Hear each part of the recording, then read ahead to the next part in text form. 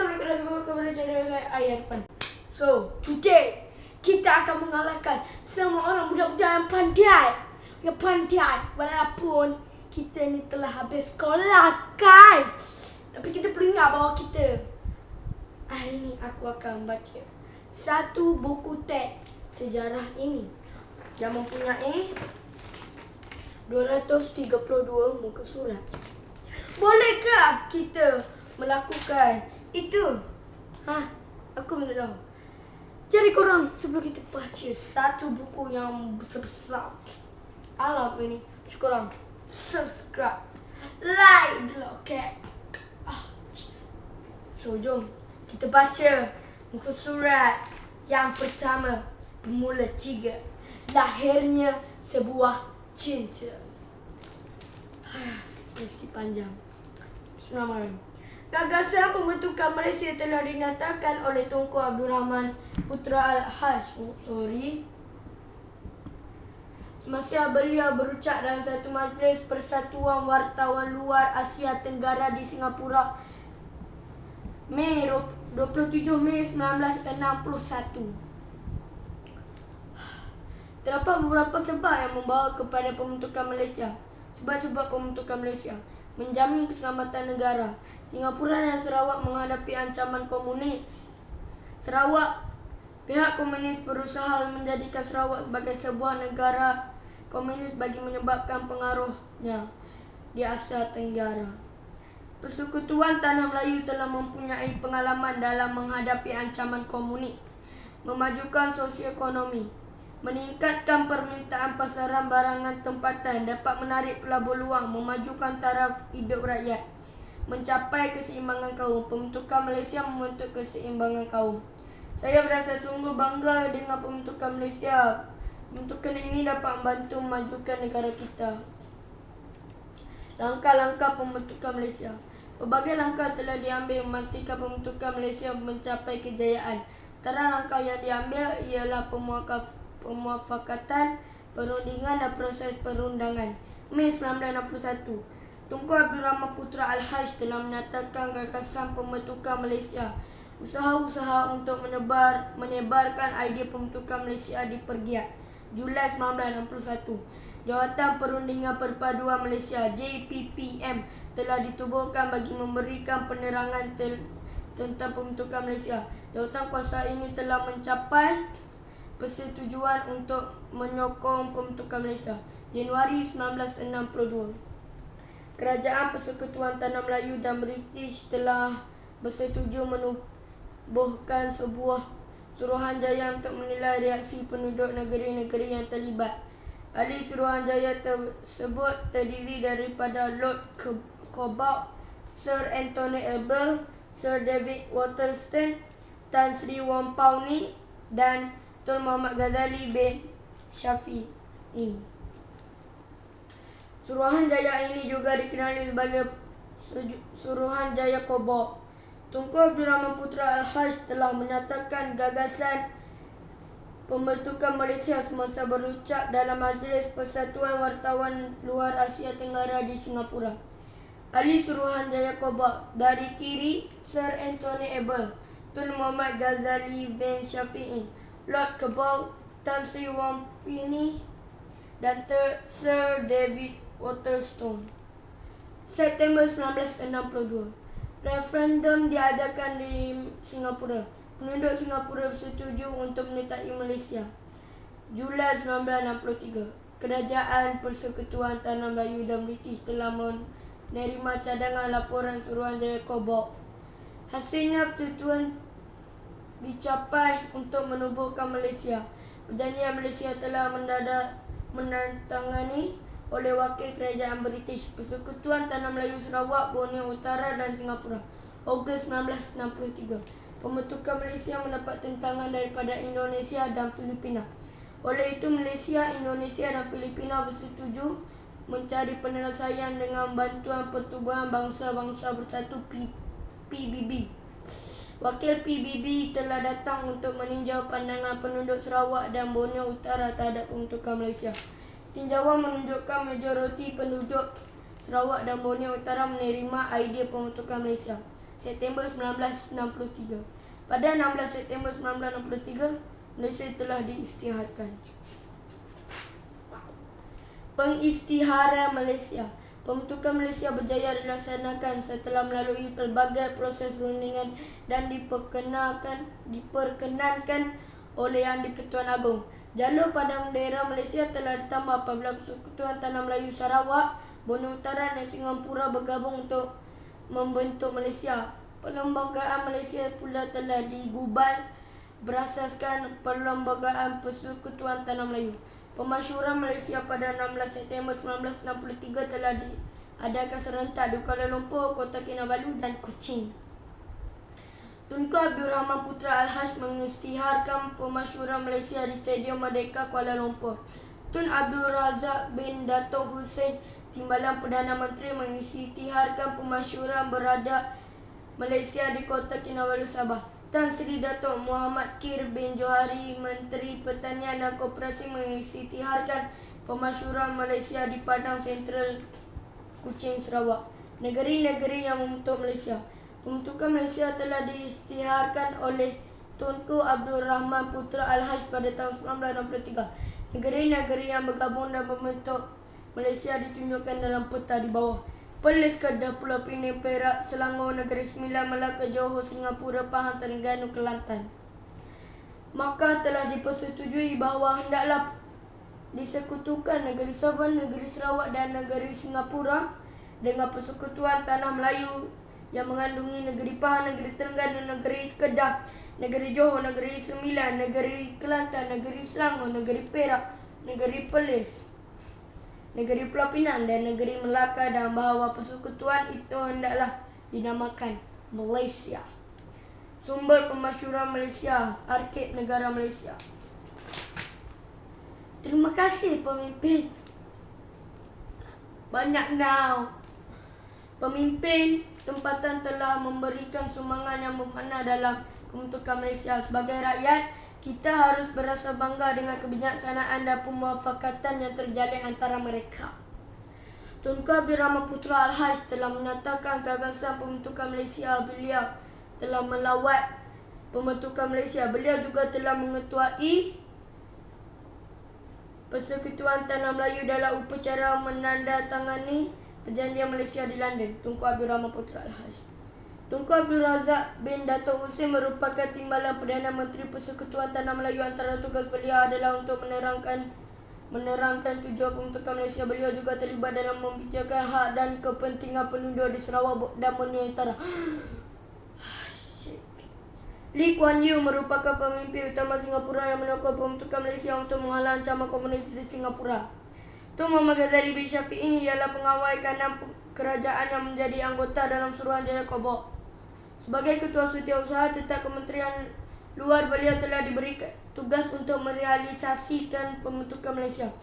Tun Dato' Mustafa bin Dato' Harun yang mengasaskan United Sabah National Organisation USNO telah menyokong pembentukan Malaysia. Beliau juga menjadi ahli jawatan kuasa Perundingan Perpaduan Malaysia JPPM. Beliau merupakan Yang di-Pertuan Negeri Sabah Utama. Tun Muhammad Fuad Stephen merupakan pengasas United National Cadastan Organisation UNKO telah menyokong pembentukan Malaysia.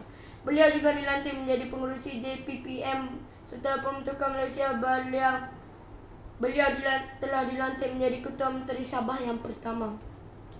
Tan Sri Dato' Ahmad Stephen Kalauninkan yang menubuhkan Sarawak National Party SNAP telah menyokong pembentukan Malaysia. Beliau juga merupakan ahli JPPM. Semasa pembentukan Malaysia, beliau telah dilantik sebagai Ketua Menteri Sarawak yang pertama.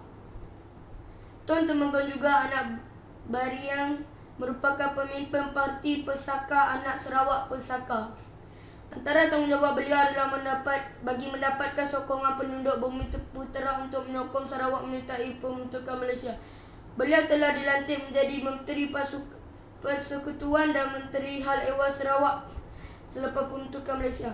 Tan Sri Dato' Amar Ong Ki Hoi memainkan peranan penting dalam penubuhan Sarawak United People Party SUPP.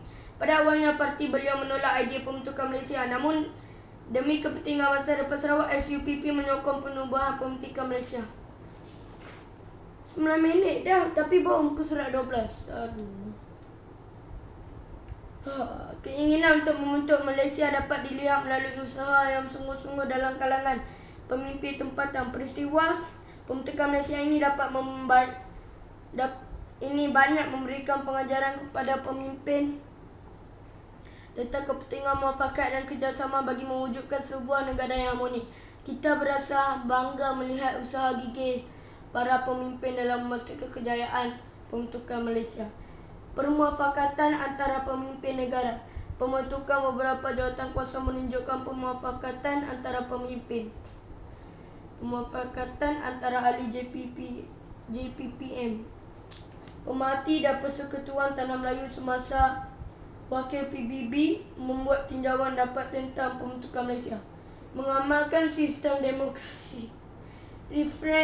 Referendum telah diadakan di Singapura dalam proses pembentukan Malaysia. Rakyat diberi peluang membuat keputusan untuk menyertai pembentukan Malaysia. Bijak merancang strategi pembentukan Malaysia telah dapat menyekat pengaruh komunis. Suasana aman damai menjamin kesejahteraan rakyat. Membentuk perpaduan kaum. Pelbagai kaum dan etnik telah dapat disatukan dalam pembentukan Malaysia. Keunikan ini dikekalkan sehingga hari ini dan permuafakatan dalam kalangan masyarakat berbilang kaum terus terpelihara. Sambutan Hari Malaysia. Hari Malaysia disambut pada 16 September setiap tahun untuk memperingati penubuhan Malaysia. Sempena Hari Malaysia, pelbagai acara diadakan sebagai tanda kesepakatan dan sayang akan negara. Selain itu, Hari Malaysia juga merupakan hari cuti umum di Malaysia melalui tahun 2010. Hasil daripada permuafakan itu, maka pada hari ini kita dapat menyambut Hari Malaysia dengan bangga. Sambutan Hari Malaysia. Selamat menyambut Hari Malaysia 16 September. Pemimpin persekutuan dan negeri bersama-sama dengan masyarakat berbilang kaum mengibarkan jalon gemilang untuk meraihkan sambutan Hari Malaysia. Kuis pembentukan Malaysia. Permainan boleh dijalankan secara berkumpulan atau secara individu. Pemain akan ditutup matanya dan diminta menyentuh peta Malaysia yang disediakan oleh guru. Pemain akan mengambilkan soalan berdasarkan warna yang disentuh pada peta tersebut. Pemain hendaklah menjawab soalan yang ada di dalam sampel dengan betul. Jika jawapannya salah, soalan boleh dibuka kepada kumpulan atau individu lain. Jadi aku rasa yang kuis-kuis ni tak payah kot. Baca yang penting saja. Unit 2. Bumi dipijak, langit dijunjung.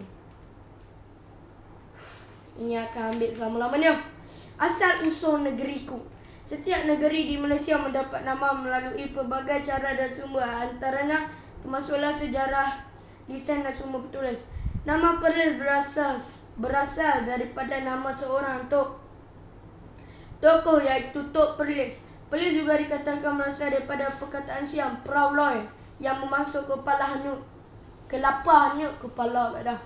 Nama Kedah berasal daripada perkataan Kedah yang bermaksud perangkap gajah.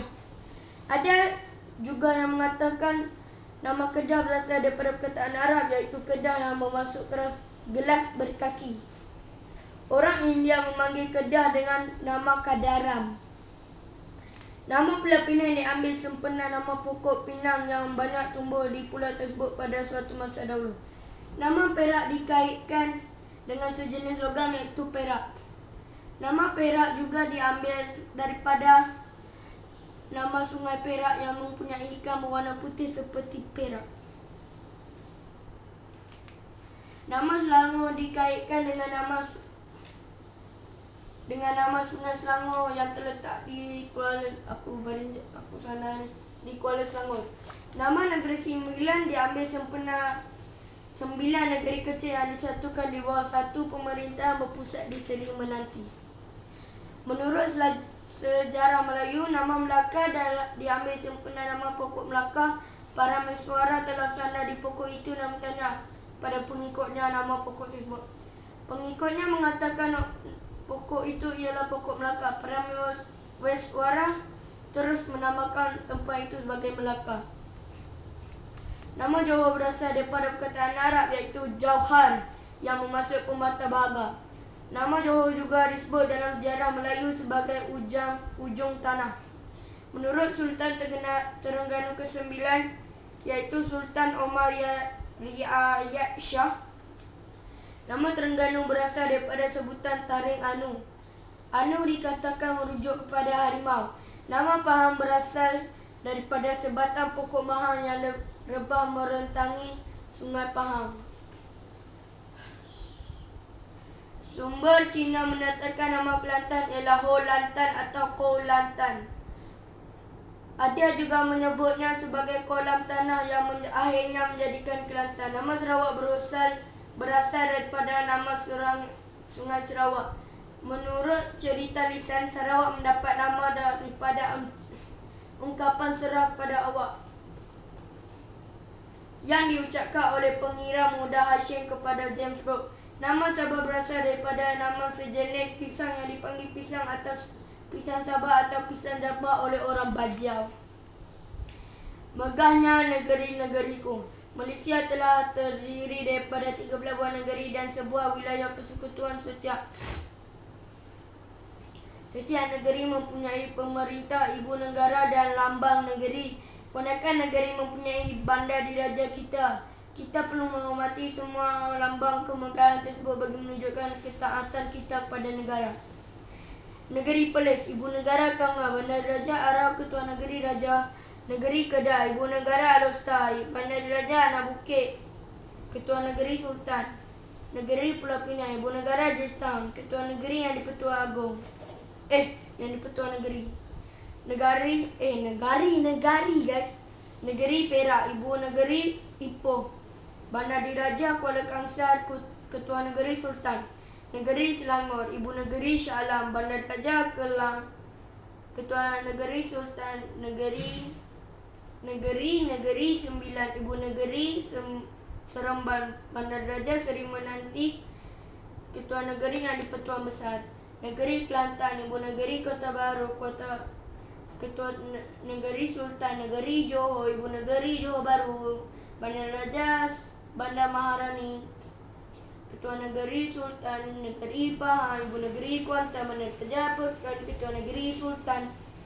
Negeri Terengganu, ibu negara Kuala Terengganu, ketua negeri Sultan.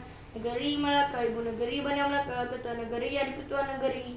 Negeri Sabah, ibu negeri Kota Melaka, Negeri Sabah, ibu negeri Kota Melaka. Kota Kinabalu, ketua negeri yang di-Pertuan negeri. Negeri Sarawak, ibu negeri Kuching, ketua negeri yang di-Pertuan negeri. Perlis, bendera, jata, lagu negeri. Amin ya Rabbal Jalil. Kedah, Allah selamatkan Sultan Mahkota. Pulau Pinang untuk negeri kita. Perak, Allah lanjutkan usia Sultan. Selangor, Duli yang Maha Mulia. Negeri Sembilan, berkatlah yang di-Pertuan Besar. Melaka maju jaya. Johor, lagu bangsa Johor. Pahang, Allah selamatkan Sultan kami. Terengganu, selamat Sultan. Kelantan, selamat Sultan. Sarawak, ibu pertiwiku. Sabah, tanah airku. Wilayah persekutuan, maju dan sejahtera. Banyak now. Sakit punggung. Ketua negeri. Setiap negeri mempunyai ketua negeri yang menjadi tonggak pemerintahan. Gelaran bagi setiap ketua negeri yang juga berbeza mengikut negeri dan pelantikan setiap ketua negeri adalah unik. Keunikan ini merupakan satu warisan yang perlu dipelihara. Pelantikan Sultan bagi negeri Kedah, Selangor, Johor, Pahang, Terengganu, Kelantan dan Raja di Perlis menggunakan sistem pewarisan tahta yang berdasarkan jurai keturunan sebelah bapa. Putera sulung Sultan memegang jawatan sebagai Raja Muda atau Tengku Mahkota yang lazimnya dilantik untuk menggantikan ayahandanya. Sultan Selangor, Sultan Sharafuddin Idris Shah Al-Haj Ibni Almarhum Sultan Salahuddin Abdul Aziz Shah Al-Haj. Perhatikan Sultan bagi negeri Perak menggunakan sistem penggiliran yang unik dan berlainan daripada negeri yang lain. Sistem penggiliran ini bermula daripada Raja Kecil Bongsu, Raja Kecil Tengah, Raja Kecil Sulung, Raja Kecil Besar, Raja Kecil Raja Dihilir, Raja Muda, dan Paduka Seri Sultan. 20 minit dah. Pertabalan seseorang sultan atau gelaran-gelaran lain dalam hierarki tersebut hendaklah mengikut Undang-Undang Tubuh Kerajaan Negeri Perak. Dewan Negara Perak berperanan dalam melantik Raja Pemerintah bergelar Sultan. Pelantikan yang di-Pertuan Besar bagi Negeri Sembilan. Yang di-Pertuan Besar dilantik melalui proses pemilihan oleh Undang yang 4. Undang yang 4 terdiri daripada Undang Luak Sungai Ujong, Undang Luak Jelebu, Undang Luak Johor dan Undang Luak Rembang. Pelantikan yang di-Pertuan Negeri bagi Negeri Pulau Pinang, Melaka, Sarawak dan Sabah. Yang di-Pertuan Negeri dilantik oleh Yang di-Pertuan Agong. Yang di-Pertuan Negeri akan menjalankan tugas untuk tempoh 1 penggal iaitu 4 tahun. Perkhidmatan beliau boleh disambung dengan perkenan daripada Yang di-Pertuan Agong. Warisan kebanggaan negeri. Setiap negeri di Malaysia mempunyai warisan sejarah dan identiti yang tersendiri. Kepelbagaian inilah yang menjadikan setiap negeri unik dan berbeza antara satu sama lain. Oleh itu, kita mesti berasa bangga akan warisan sejarah dan identiti tersebut. Perlis, Gua Kelang, Bandar Besar, Kuala Perlis, Muzium Kota Kayang, Kangar, Istana Ara. Gua Kelang dinamakan bersempena dengan suasana kelam yang sentiasa menembulungi gua ini. Dahulu Gua Kelang terkenal kerana terdapat biji timah yang bermutu tinggi. Gunung Jerai terletak di negeri Kedah. Kedudukan Gunung Jerai menjadi panduan kepada pelayar pada zaman dahulu yang singgah berdagang di negeri tersebut. Tarian Borea. Borea merupakan persembahan yang amat popular. Persembahan Borea menonjolkan pelbagai isu sosial. Persembahan ini mempunyai 2 segmen, iaitu sketsa dan nyanyian yang diketuai oleh seorang tukang karang. Hutan Simpan Royal Belum adalah antara hutan simpan terbesar yang belum pernah diterokai dan menjadi tarikan utama para pelancong. Kewujudan spesies mamalia yang besar merupakan keistimewaan kepada hutan Simpan Royal Belum. Selain itu, hutan ini juga kaya dengan pelbagai flora dan fauna. Guys, 22 minit baru muka surat 34. Dalam buku ni ada 234 muka surat. Ada lagi 200 muka surat. Tak apa, kita baca dulu. Aku nak tengok sejauh mana kemampuan puan Ayat Irfan. Bukit Malawati. Bukit Malawati merupakan pusat pentadbiran dan kubu kuat Kesultanan Selangor pada akhir abad ke-18 dan awal abad ke-19. Sultan Ibrahim Shah 1778-1826 telah mendirikan sebuah kota di Bukit Malawati bagi mempertahankan Kuala Selangor daripada serangan Belanda. Istana Seri Menanti. Istana Seri Menanti menjadi kediaman rasmi Yang di-Pertuan Besar Negeri Sembilan sekitar tahun 1900-an. Istana ini siap dibina pada tahun 1908 dan dirasmikan oleh Yang di-Pertuan Besar Tuanku Muhammad Ibni Almarhum Yang Tuan Antah. Istana Seri Menanti menjadi lambang pusat pemerintahan Yang di-Pertuan Besar Negeri Sembilan. Dondang Sayang. Dondang Sayang dikatakan berasal daripada nyanyian istana pada zaman Kesultanan Melayu Melaka. Nyanyian tersebut popular dalam kalangan masyarakat Melayu dan Cina peranakan. Tarian Kuda Kepang. Tarian Kuda Kepang merupakan tarian warisan negeri Johor. Tarian rakyat ini biasanya dipersembahkan dalam majlis-majlis keramaian. Pahang. Pahang. Kampung tu. Taman Negara merupakan kawasan perlindungan alam semula jadi yang pertama dan tertua di negara kita. Taman ini terletak di antara sempadan Pahang, Terengganu dan Kelantan. Taman ini dinamakan sebagai Taman Negara setelah negara mencapai kemerdekaan pada tahun 1957. Taman Negara menjadi sebuah destinasi eko pelancongan yang terkenal di Malaysia. Kelantan. Saya Ayat Irfan, lahir di Kelantan. Tumpat. Gok mau Kelantan gok. Masjid Kampung Laut merupakan antara masjid yang tertua di Malaysia. Masjid yang dibina daripada kayu ini dipercaya berusia melebihi 300 tahun dan digunakan bagi menebarkan agama Islam di Kelantan. Bila nak habis ni? Tarian Ulik Mayang. Ulik Mayang merupakan tarian yang wujud pada zaman pemerintahan Sultan Omar Yayat Shah. Tarian ini merupakan tarian tradisional di negeri Terengganu. Gua Niah merupakan salah satu gua tertua di dunia dan telah diwartakan sebagai tapak sejarah. Gua ini menunjukkan bukti kehidupan awal masyarakat prasejarah. Sabah. Hutan Simpang Sepilok menjadi pusat pemeliharaan orang hutan yang dibuka pada tahun 1964. Pusat ini dikhususkan untuk memelihara dan mengkaji spesies orang hutan yang semakin pupus akibat daripada pembalakan dan pembersihan hutan. Wilayah Persekutuan Kuala Lumpur. Universiti Malaya merupakan universiti pertama yang ditubuhkan di Malaysia. Kansellor pertamanya ialah Tunku Abdul Rahman Putra Al-Haj yang juga merupakan Perdana Menteri Persekutuan Tanah Melayu. Putrajaya merupakan pusat pentadbiran bagi kerajaan persekutuan yang menggantikan Kuala Lumpur. Putrajaya telah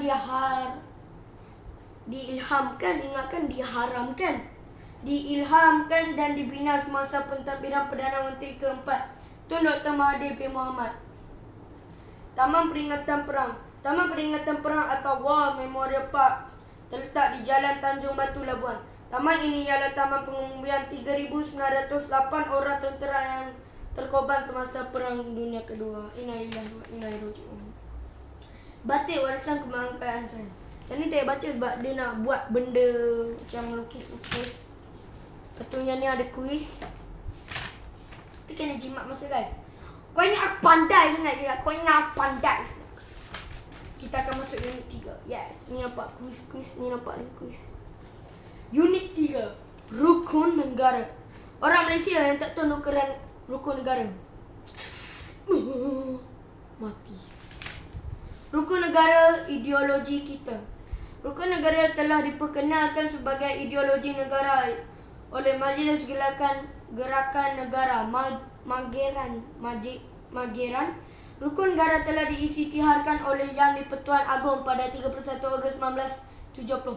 Mageran yang diketuai oleh Tun Abdul Razak bin Dato' Hussein telah dibentuk bagi mengawal keamanan negara yang tergugat kerana peristiwa 13 Mei 1969. Rukun negara digunakan untuk mengeratkan perpaduan dan perhubungan antara masyarakat berbilang kaum di negeri kita. Ini dia gambar ni. Ya, rukun negara. Okay. Siapa yang dah janam tahun 2020 tahu ni. Ahli Mageran. Okay. Sebab rukun negara diperkenalkan, pihak British telah mengamalkan dasar atau pendekatan pecah dan perintah semasa menjalankan pentadbiran di Persekutuan Tanah Melayu. Dasar atau pendekatan pecah dan perintah British menyebabkan berlaku pengasingan tempat tinggal dan pekerjaan. Kegiatan ekonomi yang berasaskan kaum telah menjadikan kedudukan sosioekonomi masyarakat tidak seimbang.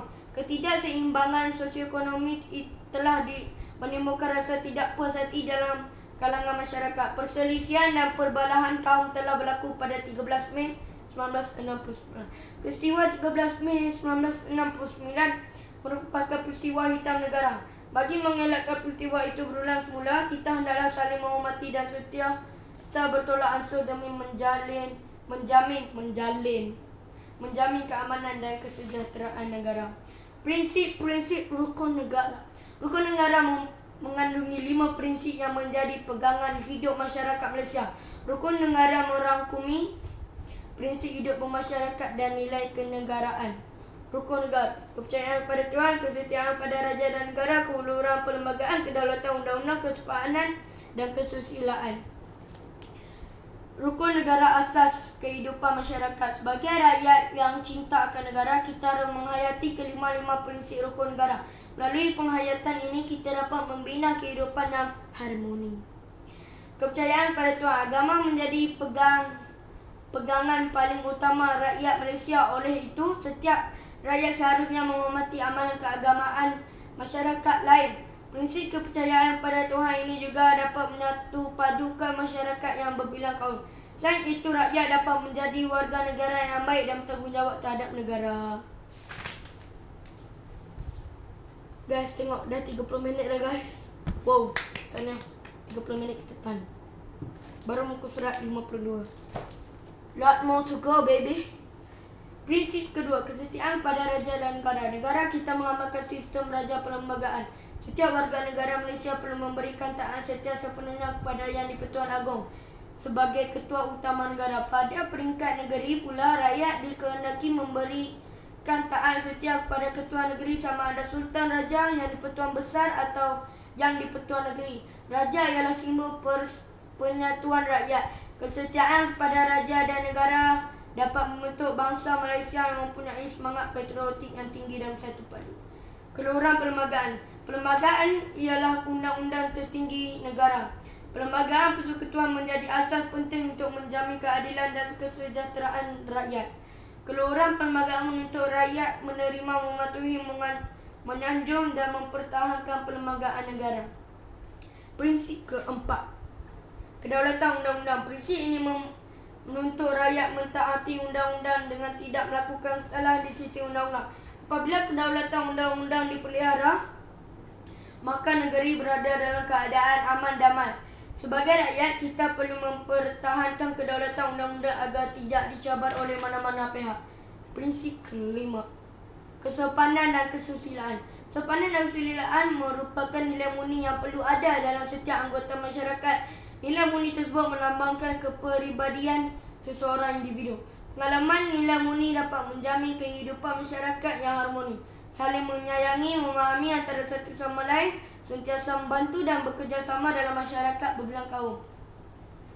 Penghayatan rukun negara. Rakyat yang cinta akan negara Malaysia perlu menghayati rukun negara. Rukun negara berperanan melahirkan masyarakat yang satu padu, membentuk masyarakat yang harmoni. Kemakmuran negara dapat dinikmati bersama-sama. Masyarakat akan dibantu apabila memerlukan bantuan. Menjamin keutuhan negara. Keutuhan negara dinikmati bersama-sama oleh rakyat melalui kesetiaan pada raja dan negara. Mempertahankan keadilan. Menjadi setiap rakyat mempunyai kedudukan dan taraf yang sama di sisi undang-undang. Menerapkan nilai murni. Menjaga tata susila seperti gerak laku, tutur kata dan tata cara hidup agar tidak menyinggung perasaan kaum lain. Membentuk satu bangsa dan negara. Rakyat Malaysia tanpa mengira kaum bangsa dan agama berperanan mengumpul kerjasama demi keamanan dan kemakmuran negara. Membina sebuah masyarakat progresif. Penguasaan dalam bidang sains dan teknologi sangat penting untuk membantu kemajuan negara. Masyarakat bukan sahaja menguasai sains dan teknologi, tetapi juga menguasai nilai murni untuk kemakmuran negara. Tak laratlah. Jati diri rakyat Malaysia. 5 prinsip yang terkandung dalam rukun negara boleh membentuk jati diri dalam kalangan masyarakat di negeri kita. Jati diri bermaksud ciri-ciri yang dimiliki oleh setiap individu yang dapat membentuk identiti, perwatakan dan kepribadian yang unggul. Bangga akan tanah air. Pembentukan jati diri. Taat setia kepada raja dan negara, penerimaan kehidupan beragama, patriotisme, berakhlak mulia, berusaha gigih, berperpaduan dan persefahaman. Sebelum kita sambung, korang please, siapa yang tak subscribe, subscribe this channel IR Irfan. Subscribe semua tim IR. Like this video. Komen di bawah apa lagi konten-konten yang aku boleh buat next. Tolong subscribe. Kepada yang subscribe, I love you all. Siapa yang belum subscribe, subscribe sekarang. Korang akan masuk penjara selama 27 juta tahun. Jadi subscribe. Kita sambung. Rukun negara, tunjang perpaduan bangsa. Negara yang kita cintai ini didiami oleh pelbagai kaum. Kita perlu hidup bersatu padu demi kesejahteraan negara. Oleh itu, perpaduan kaum dapat dipupuk untuk mewujudkan persefahaman dan toleransi usaha yang berterusan sentiasa dilaksanakan bagi memastikan masyarakat hidup aman dan harmoni. 1957, Pengisian kemerdekaan. Pemufakatan politik memudahkan proses kemerdekaan Persekutuan Tanah Melayu. 1963. Akta Bahasa Kebangsaan. Bahasa Melayu dijadikan bahasa kebangsaan sejak kemerdekaan negara. Akta ini bertujuan memantapkan pelaksanaan bahasa Melayu dalam semua bidang. 1969. Jabatan Perpaduan Negara. Penubuhan Jabatan Perpaduan Negara untuk mengukuhkan perpaduan bangsa dan negara. 1991. Wawasan 2020 digubal untuk membentuk masyarakat yang progresif dan berakhlak mulia. Sains dan teknologi menjadi asas kemajuan negara pada masa hadapan. 2020.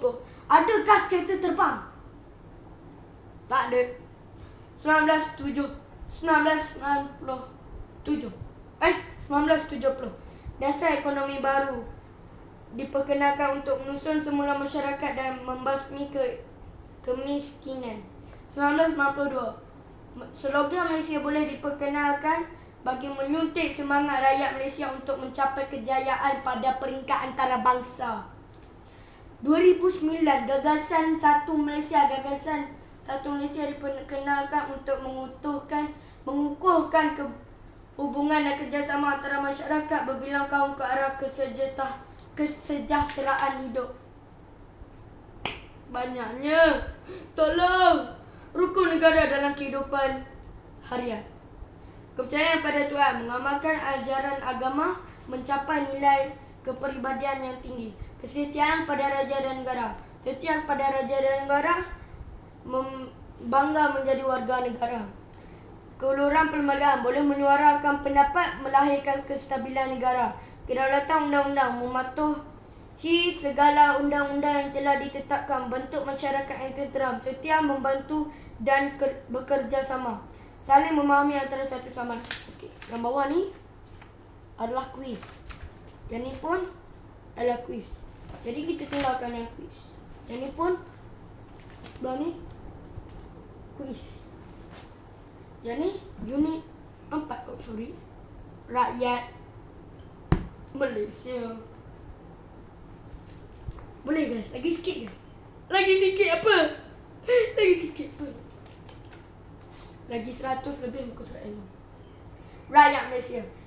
Tanah pusaka. Sungguh gemilang negeriku yang kupuja, oh tanah Malaysia.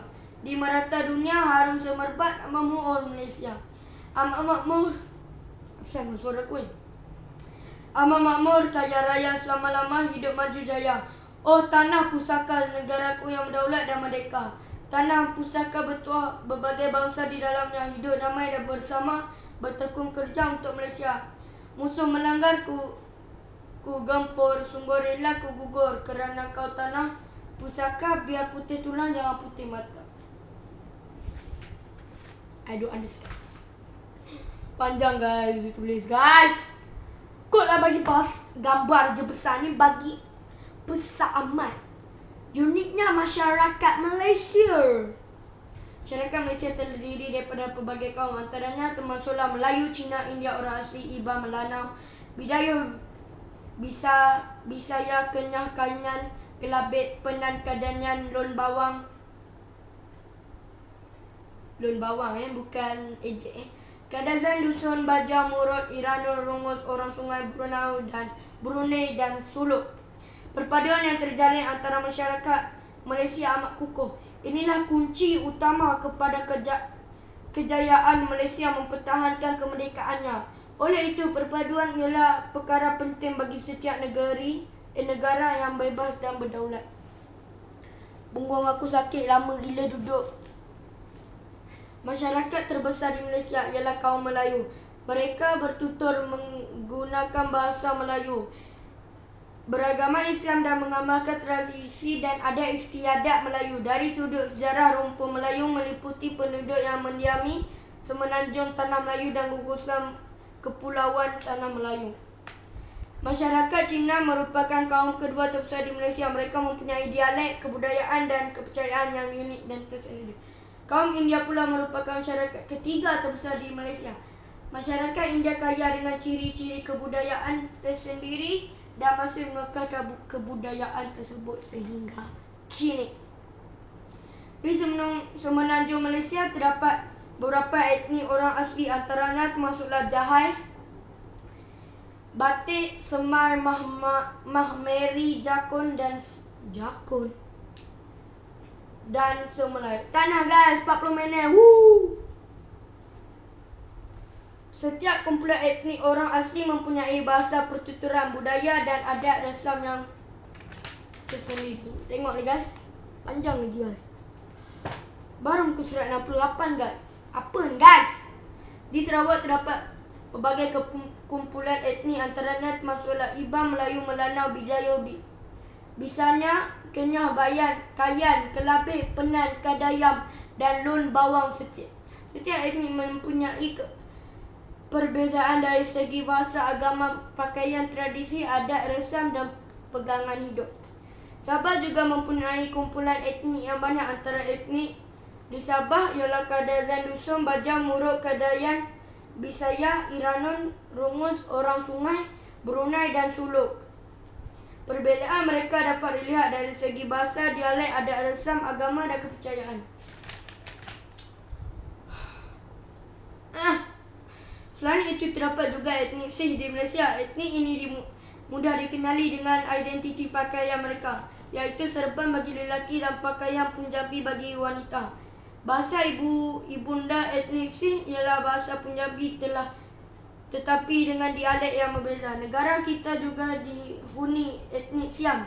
Kebanyakan mereka tinggal di utara negeri yang bersempadan dengan Thailand seperti Kedah, Perlis, Perak dan Kelantan. Mereka mempunyai logat yang tersendiri. Antara perayaan yang disambut ialah Loi Krathong dan Songkran. Lebih menarik lagi, di negara kita juga terdapat etnik Portugis. Ini wujud kesan pendudukan Portugis di Melaka. Etnik berketurunan Portugis ini juga disebut sebagai orang Serani, iaitu hasil perkahwinan campur antara orang Portugis dengan penduduk tempatan. Etnik Portugis mempunyai bahasa dan budaya yang unik. Tarian etnik ini yang paling terkenal ialah Beranyo dan Frapera. Perkahwinan pedagang dari China dengan penduduk tempatan juga telah mewujudkan etnik Cina peranakan yang dikenali sebagai Baba dan Nyonya. Anak lelaki hasil perkahwinan ini disebut Baba dan anak perempuan disebut Nyonya. Golongan Nyonya biasanya memakai kebanyakan dengan kain batik. Mereka membentuk identiti unik dari segi masakan, pakaian, pinggan, mangkuk dan perabot. Mereka juga menggunakan dialek Melayu Baba. Baba, ingatkan boba. Selain itu, hasil perkahwinan antara pedagang dari India dengan penduduk tempatan juga telah mewujudkan etnik Chetty atau turut dikenali sebagai Chiti atau India peranakan. Mereka juga mempunyai pakaian tradisional iaitu kebaya labu atau kebaya pendek bagi wanita dan baju cekak musang serta kain pelekat bagi lelaki. Makmurnya tanah airku. Panjang now. Sejak berabad dahulu, masyarakat Malaysia mengusahakan pelbagai pekerjaan demi memakmurkan tanah air ini. Sebelum mereka, pertempatan masyarakat di negara ini terpisah berdasarkan pekerjaan masing-masing. Kampung Melayu di Muara Sungai. Ni. Pada masa dahulu, pertempatan orang Melayu bertumpu di pesisir pantai dan muara serta teping sungai. Aktiviti utama mereka adalah menangkap ikan, bertani dan berniaga secara kecil-kecilan.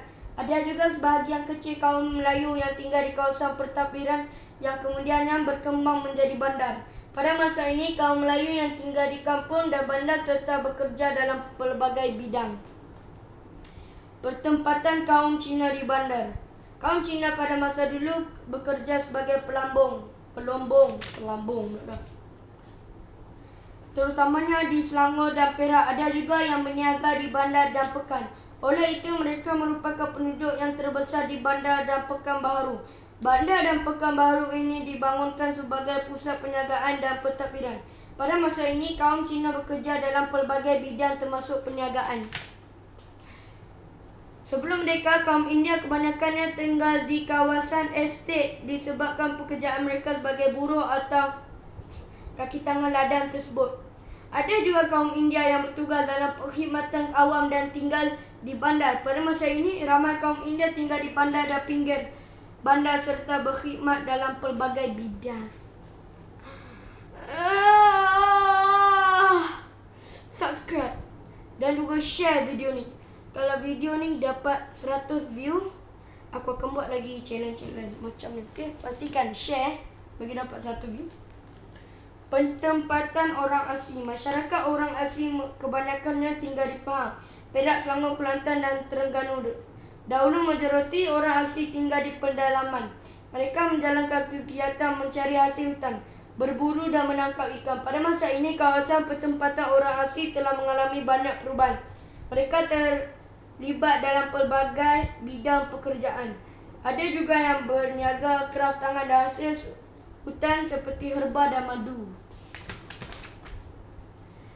Keadaan kini telah berubah disebabkan generasi muda tidak berminat untuk meneruskan pekerjaan tradisi ibu bapa mereka.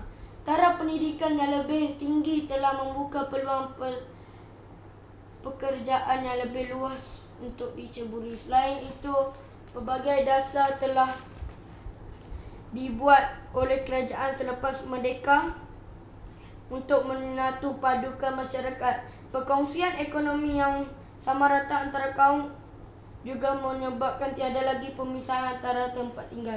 Kesannya masyarakat negara kita tinggal dalam persekitaran yang sama tanpa mengira kaum dan etnik serta saling menghormati. Selamat datang semua. Uniknya seni kita.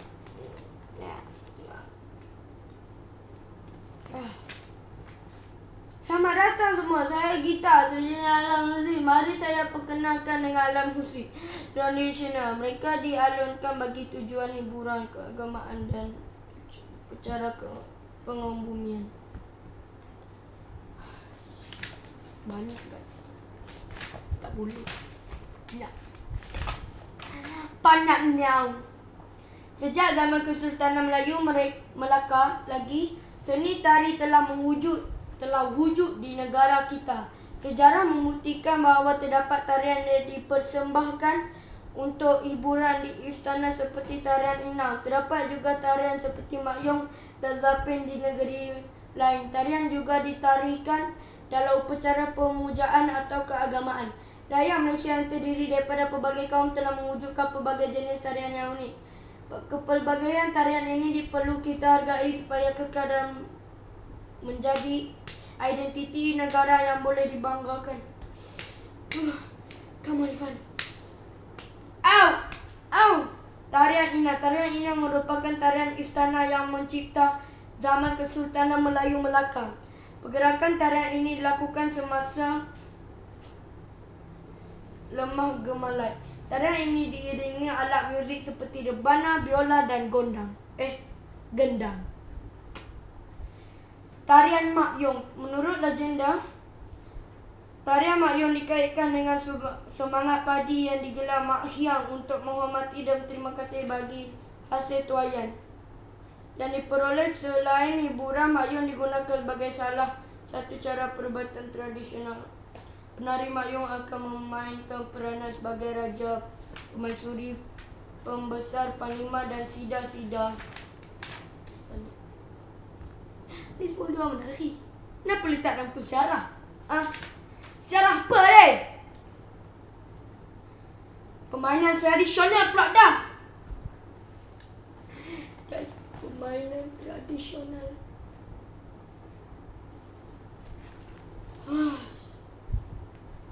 Permainan dalam masyarakat tradisional. Permainan tradisional menjadi aktiviti mengisi masa lapang. Pada zaman Kesultanan Melayu Melaka, disebut pun tak betul. Sepak raga menjadi permainan tradisi masyarakat. Antara permainan tradisional lain ialah layang-layang, gasing dan congkak.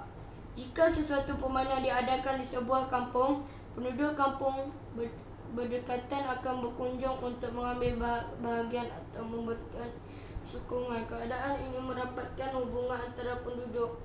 Permainan anjung dimainkan di rumah atau di dalam rumah. Pergerakan yang terbatas. Contohnya batu seremban, congkak, uike, dam haji, rayam dan ziangki. Permainan halaman memerlukan kawasan yang luas, pergerakan yang lincah dan aktif. Contohnya tating lawi, ketingting, gasing, sepak raga, kabadi, tibau dan sepak manggil. Permainan lasak memerlukan kawasan lapang yang luas, pergerakan yang lincah, aktif dan lasak. Contohnya main wal, mandi sungai dan menarik upik. Permainan anjung, batu seremban, cokak, wike, dam haji, tayam atau paramadam atau zianggai. Permainan halaman, tating lawi, ketingting atau tingting, gasing, kabadi atau sadugudu. Permainan tibau, sepak manggis, wow, tarik upih, mandi sungai. Cerita rakyat kebanggaan kita. Memang bangga, tapi 50 minit. Ayah, apakah cerita rakyat?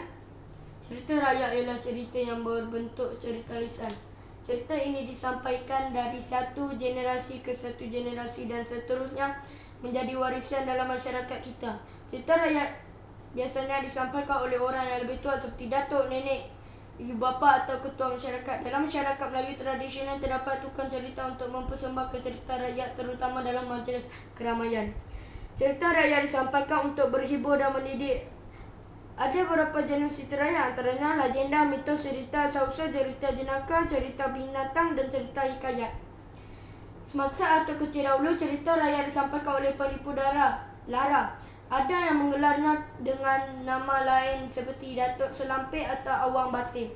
Betul kata tu kamu, antara cerita rakyat yang pernah nenek dengar ialah Angan-Angan Mak Jenin. Ada juga cerita rakyat tempatan yang lain seperti Puteri Santubong dan Puteri Sejinjang. Kisah 6 orang buta melihat gajah dan donyan budak hidung terbalik. Tengok dulu. Surat 93 guys. Wow, banyak guys. Janet, ini buka awak. Saya seronok baca kisah Angan-Angan Mak Jenin. Rupanya Mak Jenin ini seorang pemuda yang kuat berangan-angan untuk memajukan dirinya.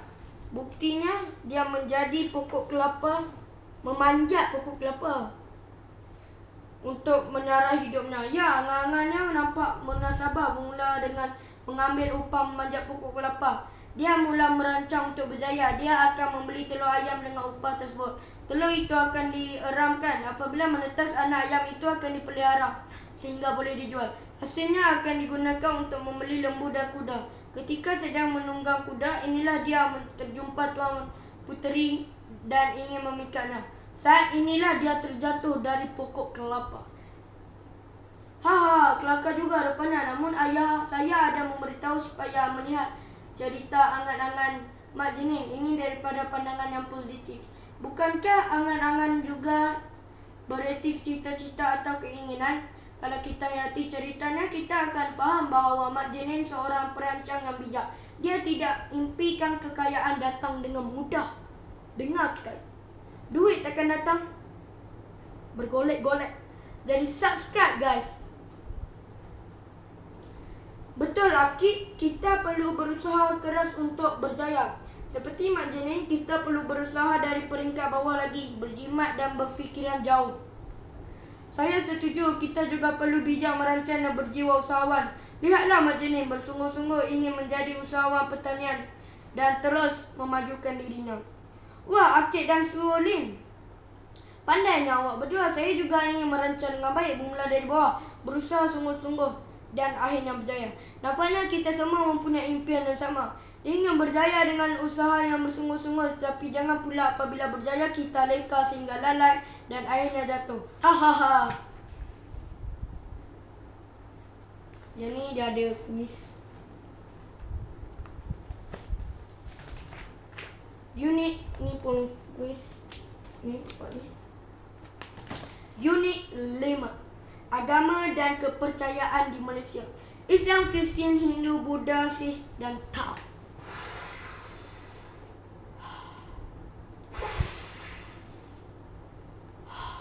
Okay, guys.